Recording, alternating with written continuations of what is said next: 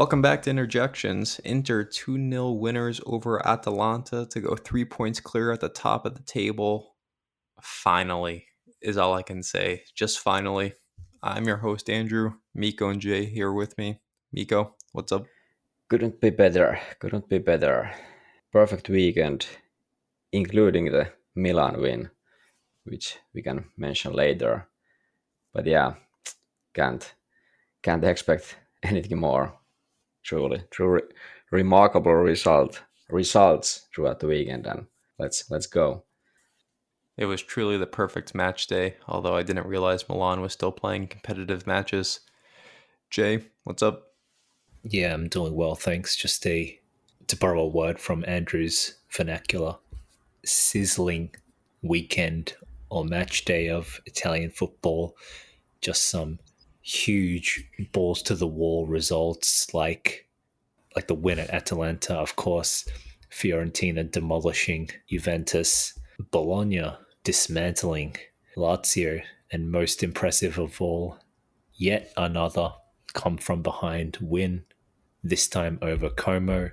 Just what belief and winning mentality shown to come from behind and beat Cesc Fabregas boys led by the Real Madrid bound Nico Paz. This I'm guy. looking, I'm looking forward to seeing that comeback quality in a couple weeks in the Coppa Italia. Let me tell you. So we finally did it, guys. We finally got the performance we've been crying out for. We've been begging for this all season long. We've been praying. We've been just asking for something from this team that shows they would take the next step, the step up in mentality to perform like champions. And we finally got it yesterday. I never thought it was going to come. But yesterday was a proper 10 out of 10 performance. It was close to a perfect match by Inter. We were we were responsible defensively. We were concentrated throughout the match, and we just continued our domination over Atalanta. I was just so impressed by this performance. We came out with way more intensity than Atalanta. We were pressing high up the pitch and making them uncomfortable. We controlled the tempo for the first 15 minutes of the game. And I've watched the replay of Thuram's shot at least 10 times, and I have no clue how that did not go in, hitting the inside of the post and somehow bobbling out. But despite the laws of physics not quite being on our side, it was still a great start. And I'll say after the initial start to the match, Atalanta definitely clawed back in it, and they had a good period of success in the second part of the first half, but they weren't creating chances. We were so strong defensively in our rotations. If they tried, spraying the ball across the pitch, our guys were there quickly closing them down. We kept Rategi completely in check, like he was uninvolved in their attack to every degree. And if you look back at this match, Atalanta had one chance all match, really, and it was the Pasalic shot that Summer pushed over the bar. But that was the only threat they had, maybe unless you want to count Maldini's shot from outside the box very, very late on. Like, we did a great job buckling down defensively, keeping them in front of us. And despite a couple of good runs by Lookman at Pavar, there was just nothing there for Atalanta all game long. I interject.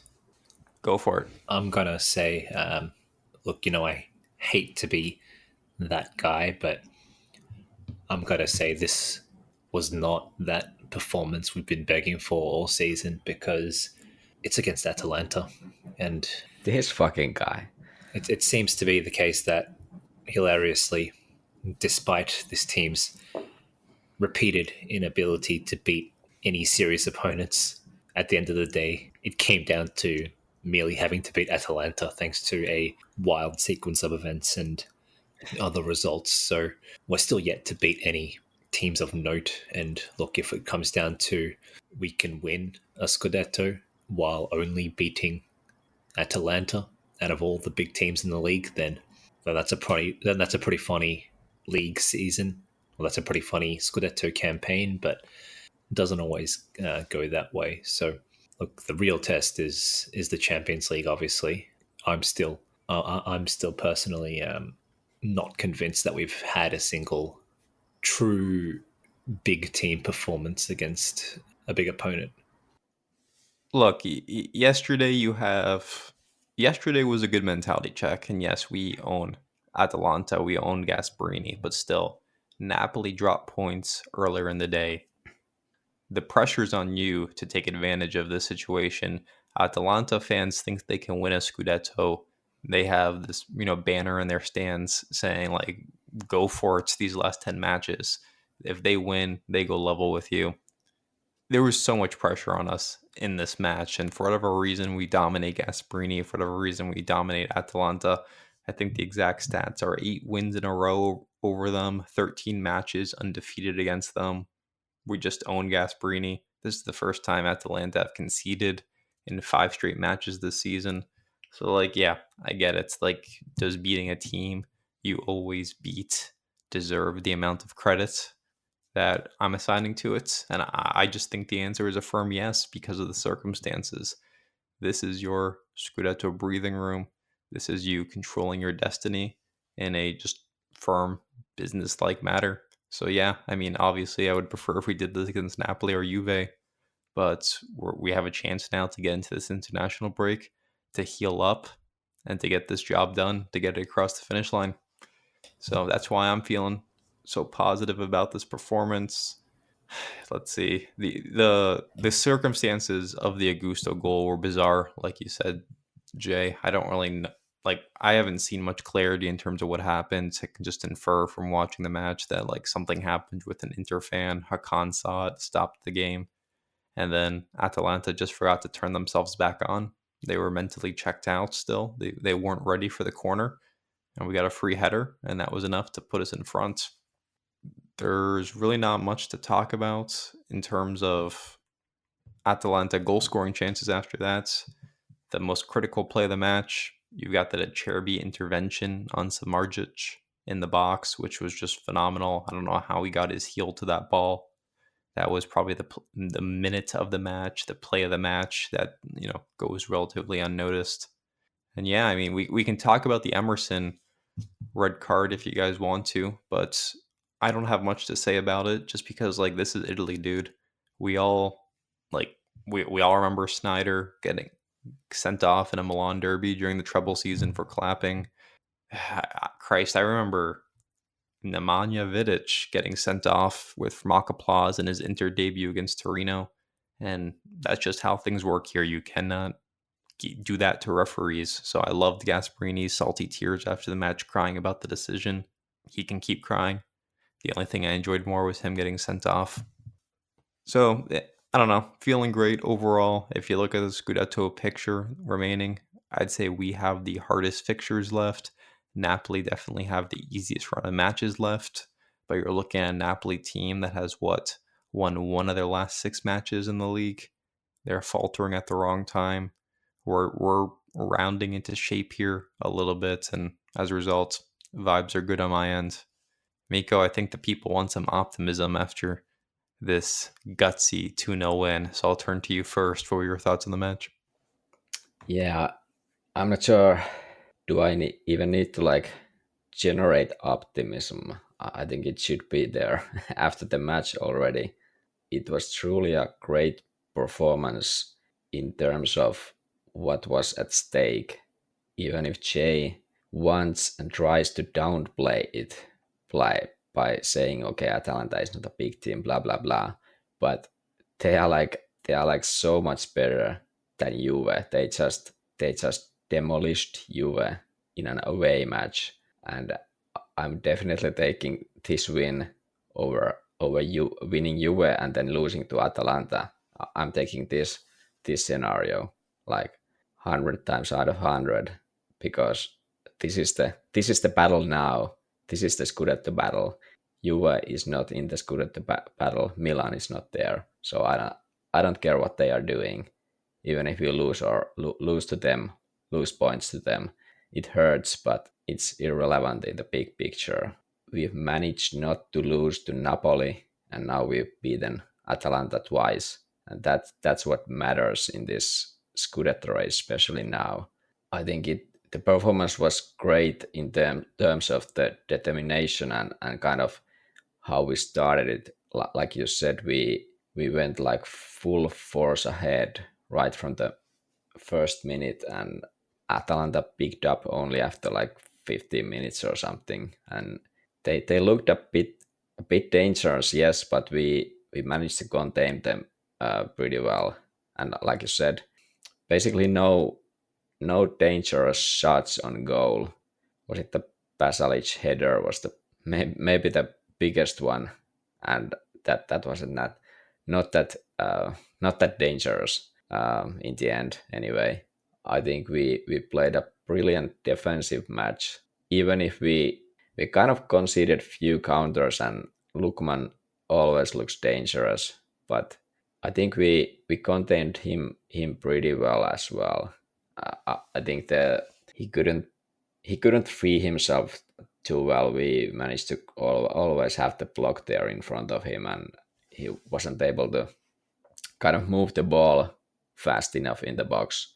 And then like you mentioned, the pressure on our offensive zone, that was great. We managed to like force Atalanta to lob the ball many times to Retegui, and Acerbi basically got the rest of it. Retegui was non-existent in this match, and yeah, that our offensive players, I think they were good. Too bad for Thuram missing that goal.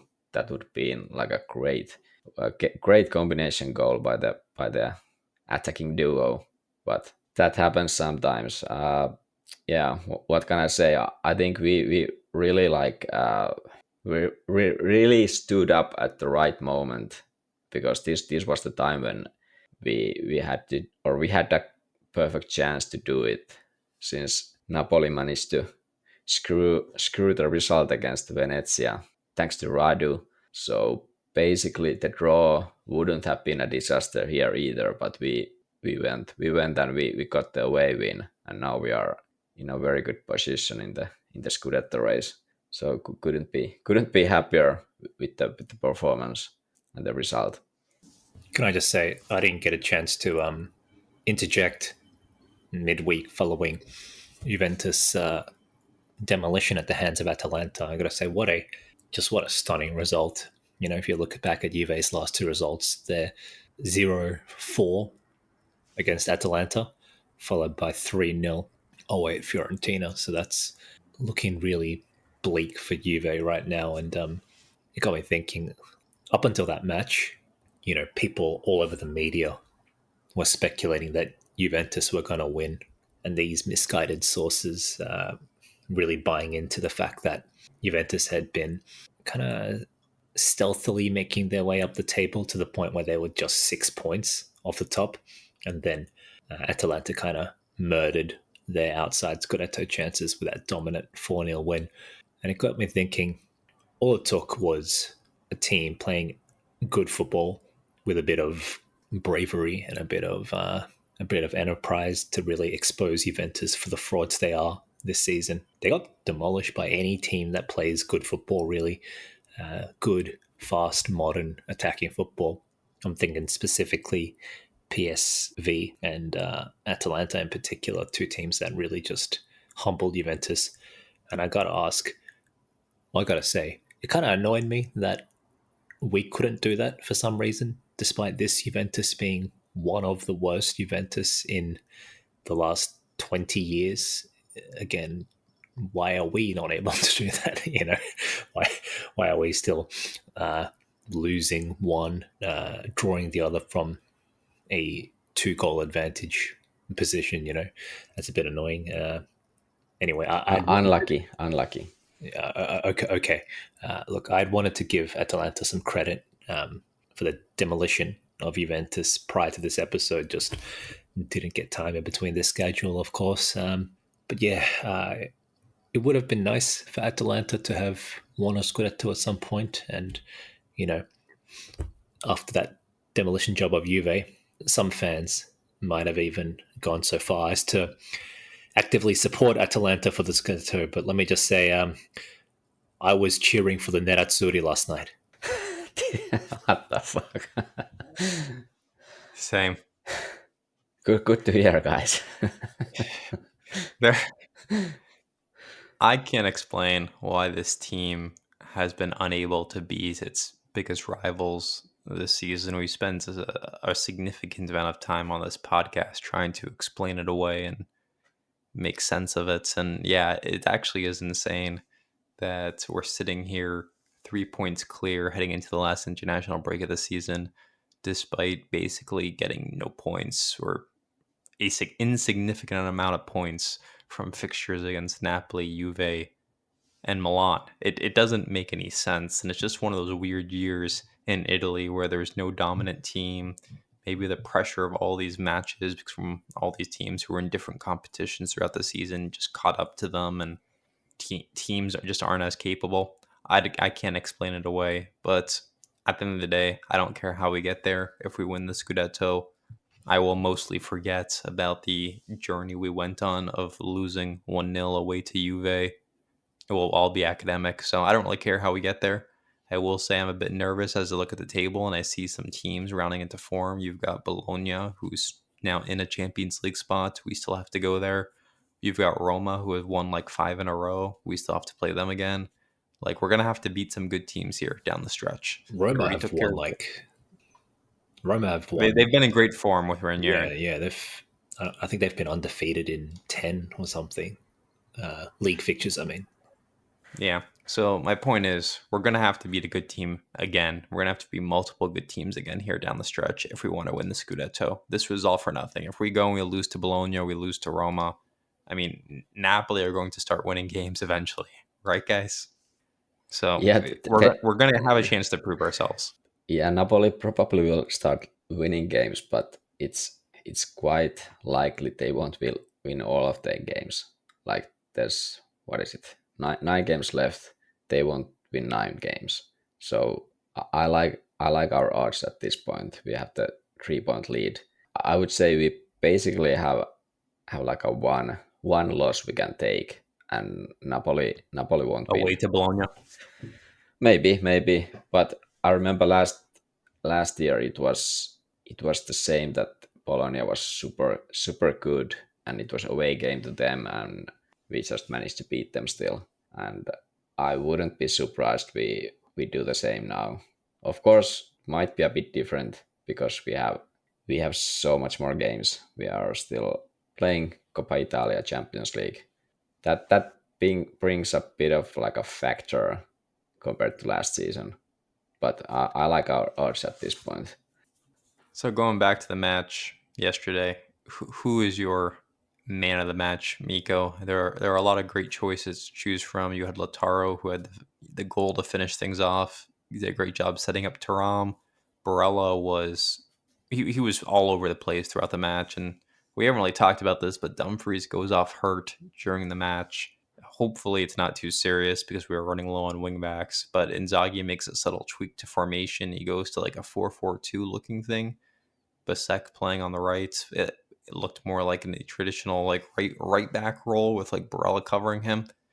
And Barella just excelled. He was running hard all through the 90 minutes. He was setting people up. I think he had the assist on the Lautaro goal. So he's a great shout. And then, of course, Augusto scoring the game-winning goal. So who's your pick, Mikko? Yeah, those are good names to mention. I would go with, despite Lautaro's, I think it was a great match. There were a few poor passes by him, but other than that, it was a great match by Lautaro. But I would go with Acerbi, pocketing Retecky completely. This guy is, in the end, he's the scorer of 22 Serie A goals this season, and he was nowhere to be seen this match. I think Acerbi was the best guy for me. I would agree with you if Retegui wasn't a talentless hack. All I'm saying is this yesterday for me was kind of my point with Retegui, in that I just find him to be a very Lautaro-like player. He's not, obviously Lautaro is better than Retegui, but Retegui is not someone who is dangerous in the attacking build-up the way like Lookman is. And if you look at Atalanta's attack, the only success at all they had yesterday was really Pavard struggling against Lookman on the left. Like that was their only path forward. Retegui just doesn't know how to involve himself in the play. He's kind of a little he does well in the box when you can get him close chances. Like he's a good finisher, but his overall game just lacks. Jay, who's your man of the match? I don't know. I didn't watch it. Yeah, regrettably, I didn't get to watch the full thing. I had some work to do, and look, I mean, obviously, I enjoy watching into matches, right? I wouldn't spend my time making a deeply unpopular podcast if I didn't. A critically panned podcast, a wildly controversial and widely disliked podcast. If I didn't have passion for Inter, but you couldn't fucking pay me to watch a game after the fact for some reason, man. I don't know what it is, but I cannot watch football games that are not live. It's like I have 1/50th of the enthusiasm that I have for football when it's not live, when I have to watch a replay. Yeah, I'm not usually doing that either. Maybe it turns out that all along it wasn't Inter that I liked, but the thrill of live football. No, I'm kidding. But I don't know. It's hard to say, to be honest. I watched about the first 40 minutes before I had to get on the road. And then when I got home from work, I watched, like I said, about a 40-minute mini match. And I kind of want to give it to Carlos. I really like Carlos. I think he's just a really involved player, hardworking, industrious, and always seems to be out there battling. I did see a Cherby do a good job of winning. He had like the kind of game that he normally has against Lukaku, right? Kind of kept their focal point of attack very quiet, getting in there, winning headers, interjecting, winning possession before it could get to Retegui for the most part. I'd also say that Lautaro had a fairly decent game. Played in Thuram for that first half attempt in the 5th minute or something, and then obviously scored late in the game as well. So without having watched the full game, I can't give a outright man of the match, but those are my honorable mentions. So I'm in the opposite end of the spectrum as you. I wasn't able to watch the match live yesterday, so I put my phone on do not disturb mode, so I'd get no notifications. I put myself in the bubble, and around 7 o'clock last night, I sat down in front of the computer with no knowledge of what happened and just cranked out the match. So you got to bubble yourself, man. You got to cut yourself out from the outside world, and just buckle down. Why did Bisek come on for, or when Bisek came on for Dumfries, who was playing right wing back? Did Pavard get pushed up? No, it was kind of like a 4-4-2. Bisek was playing on the right. Pavard played a more conventional center back role. It was like him and Cherby were the central pairing. Right, so Bisek was kind of right back. Yeah, Bisek was right back with Barella covering it. Shout out Bisek for probably the worst taken shot of the match. But I mean, what can you do? He just didn't know what he was doing once he got into the box. Yeah, speaking of, it's such a shame that counter-attack led by Bastoni did not lead to a goal when Fratesi couldn't score that one-on-one chance he had against Kaneseki. That was an amazing piece of attacking football and deserved a goal. But yeah, for some reason, Fratesi, we discussed this last week, probably low on confidence, probably not 100%, playing on instinct or in the zone kind of thing. So instead of finishing it first time, he took a touch and then was saved from close range by Kaneseki. Yeah, and it was an impressive kick save by him. And I give Kaneseki some credit. He played well, and he had a few nice saves. I mean, he got beaten by Thuram on the near post or the far post on the one goal, but he played well, I thought. Is that like the fourth consecutive match that Thuram's hit the post? It's the third for sure. Third. I know. I can think of the past 3 for sure, and maybe there was one more before that. He had that one against Feyenoord where crossbar. He had that dribble and then hit the ball higher with his left foot and hit the crossbar. Yeah, then near post versus Monza. Yeah, that's right. Then the open goal against Monza where he kind of hooked it and hit the near post. And then maybe this is the third one in a row, but as opposed to the fourth. But yeah, I distinctly remember Thuram hitting the bar a lot these days. We should probably talk about the red card incidents. A bit. I'm curious if either of you guys have any thoughts on. I already gave you my thoughts on the. I keep getting this. I always go back and forth between calling this guy Emerson versus Ederson, the curse of similar player names. But Ederson's red card, and then if you have any thoughts on Bastoni's red card, I'd like to hear them. I want to comment in general on top of the red cards, but in general how the officiating went. I thought it was a complete disaster. Maybe even since the first half already. I think Massa started to like confuse things when he didn't call some fouls you would expect to be called, and he kind of set the line that okay, it's a bit rougher game now.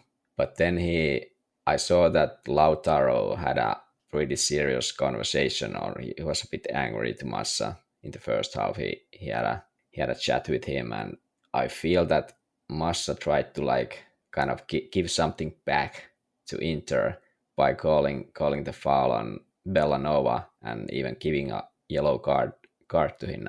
And I think it was late second half. Yeah, sorry, first half. And I wasn't sure like was that even a foul or not. I felt that it started to like go downwards from there. Kind of okay. What is kind of the officiating? What's the line here? Where where did you draw the line now? Since it was so confusing, and then and I felt that it kind of was like that throughout the match. We got some favorable calls. Atalanta got some favorable calls, which should have been fouls or should not have been fouls. And then these red cards and Ederson red card. I think it was fine. That was like not kind of, it was off play. He was a stupid there. It was funny to see how Deron tried to stop him not to talk anymore, but I guess it was too late at that point. He kept talking too much, and Massa wasn't having any of that. But then I couldn't understand why Bastoni got that second yellow. I don't know, was it even a foul?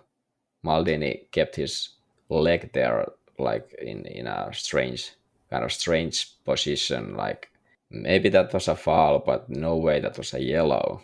So what I what I thought after the match is that okay, now Inzaghi he won't ever let players play with the yellow card ever again. Now that this happened, since apparently anything can happen in matches like this. And one thing I wanna mention about the goal which was overruled, the Lautaro goal, that was very suspicious as well. When Team City was there, Team City, how do you pronounce that? Team City was standing there waiting for a contact so that he can just fall down. It was ridiculous to call that a foul, but I guess that's a bit in the same category as what Acerbi or Bastoni likes to do for us, that they're just waiting for the contact and then they just like fall down, like melt down to the ground. But I think usually those cases are when you get the contact from the back, but that was like normal fighting for your position in the box when the aerial ball comes there. And I just don't understand how you can call a foul from that play. But yeah, all in all, I feel that Massa he shouldn't officiate these kind of games. He's been officiating, I think, in the Champions League even this season. But I don't know. This was a terrible by him. Jay, any thoughts on Or did you saw I those actually thought, incidents? yeah, I actually thought the Bastoni second yellow was a pretty clear foul. It looked like just a classic case of, Bastoni's behind the player, tried to or stick a leg in front of the player to intercept the ball, and then ended up catching the player's leg. So I don't have any complaints. It looked like a foul to me. Whatever, I don't mind. Look, realistically, we get pretty lucky with sending offs. We probably have one of the lowest rates of red cards in the league, and partly that is, or that's probably largely due to Inzaghi, taking players off at the slightest hint of a booking, so that they can't possibly get sent off. But still, it's not like we get very many games where we're playing with a man down for any extended period of time. So what I'm saying is, long story short, I don't care if Bastoni misses a game due to suspension. Realistically, it's just one of those things that a team needs to deal with over the course of a season, just like injuries, for example. And just like injuries, we've been pretty fortunate not to have to deal with too many of these over the course of this season. So yeah, the fact that we get one now, whatever, it is what it is. I had another question about Denzel. Actually, did he come off injured, or was it just Yeah. he did come off injured, didn't he? Yeah, Or he he kind of kept asked to come his. off. Uh, yeah, actually, it was a funny case. He tried to stop the substitution. He was just indicating that like put the tape on the around his Yeah, leg yeah. or He was asking tie for tie. some. Yeah, he was Yeah, asking for some tape or something. But but the did we? Inzaghi wasn't having any of that. So He do we know wanted if him it's just out. a precaution or something, or is there any news about him? Because we He's, seem to ar- be. Yeah. he's already been left out of the Dutch squad for national team duty, which is good Oh, news. really? Gives him 2 weeks to Nice. recover. But Okay. Inzaghi said he thinks everyone will be back after international break except for Zelensky. Okay. Zalewski was also like not called. Like he was initially called, but he was sent back or something like that. So he's not part of the Polish squad either, which is Yeah, it's been nice to weather this storm of just horrible luck at the wingback position to basically lose everybody except for Dumfries, which is a brutal blow. So hopefully this international break, everyone can be fully recovered, and then I mean we're gonna be playing 2 matches a week for the entire month of April, so we'll need these guys. yeah. Dimarco was also not called. There was some discussion that will Spalletti call him anyway, but luckily not so. Hopefully we are getting back to shape after the break. Only concern is maybe Thuram if for some reason Deschamps wanna use him. I think he still looks not 100% ready, and I think they've been saying that he's playing with painkillers, that his ankle is still hurting, and I think he shouldn't be playing for France, but apparently they want to have them there, but hopefully he's not playing at least because actually I remember seeing that or reading that he isn't able to even train properly, so he's just playing, which is kind of not good in this point of the season when we really need our top two guys up front. Since we saw yesterday those brief moments when Korea and Taremi was there, and that didn't look pretty, to say the least. Hey, Taremi almost dribbled the ball in the opponent's box for the first time since September, so we're making progress. Yeah. All right, and any final thoughts on the win over Atalanta? I guess we are, like I said, we are in a good position now, and in terms of the Scudetto race, and I don't know. I guess the only concern is if there's like more injuries piling up. Now it looks the opposite. We are getting people back, but and we have this 2 week break now, so looking good, looking good.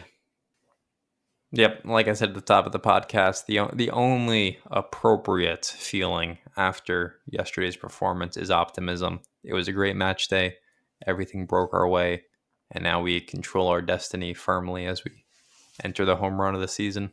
And yeah, but about Milan winning, I think it was important for us as because now it kind of keeps their Champions League spot race open, and they play Napoli in 2 weeks when the league returns from the break. So if they can give us some present there would be nice. That's why it was kind of the perfect weekend when it comes to the results. Napoli's two hardest remaining Serie A matches are their next two. They have home against Milan and away to Bologna. And you figure if they can drop points for us in either of those matches, we'll be in a much better shape. If Napoli win both of those matches, then I'll start being concerned because let's be real, Inter's not winning out. Inter is probably going to drop points in more than one match between now and the end of the season. So we're going to need some help along the way. And these next two matches for Napoli are the best opportunity. And if we're being honest, though, like who isn't Napoli dropping points to these days because they just aren't winning much?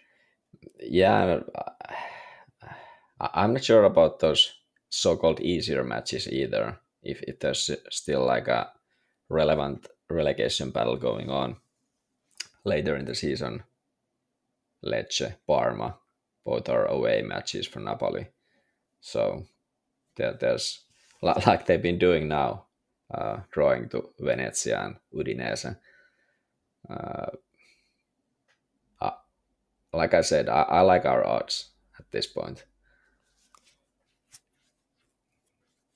Well, maybe we can transition to Jay's hot betting tips. Much like, an elite player coming in off the bench to spell an underperforming starter. We had Jay unsuccessfully predict a Juve 3-0 win over Atalanta. And with Jay opting out of IJ Subito, yours truly stepped up and predicted a draw between Napoli and Venezia, albeit I predicted a 1-1 draw rather than a 0-0, but still, I'm going to call that a hit. I'm calling that you won some money on it. So I'm passing the baton back to Jay now. And Jay, you need some redemption here. I've got one for the future here now. It's actually going to be a prediction for whichever leg sees us travel to Bayern Munich for the Champions League quarterfinal. That's the first one. That's the first one. I'm going to say it's going to be a result that no one was suspecting, which is a complete blowout for Bayern Munich. Like I'm talking like some 6-7-1 type shit. Like we never lose by a big margin. I think the Fiorentina game a few weeks ago was about as bad as we've seen it under Inzaghi. I can't remember the last time if we've ever lost by 3 goals or more. That's one thing I've always been quite quietly grateful about. Even during our banter years, the worst we ever lost was 4-1 to Atalanta, 4-1 to Napoli, 3-1 to Juventus. I think we lost once 3-0 to Juventus, but other than that, we never had this like 5-0 shit that I remember Lazio demolishing Milan 5-0. I remember Atalanta beating Milan 5-0. Juve were demolished 4-0 by Atalanta just the other week, and we've largely avoided these big, humiliating scorelines. But that comes to an end, and I think Bayern Munich are just going to run riot.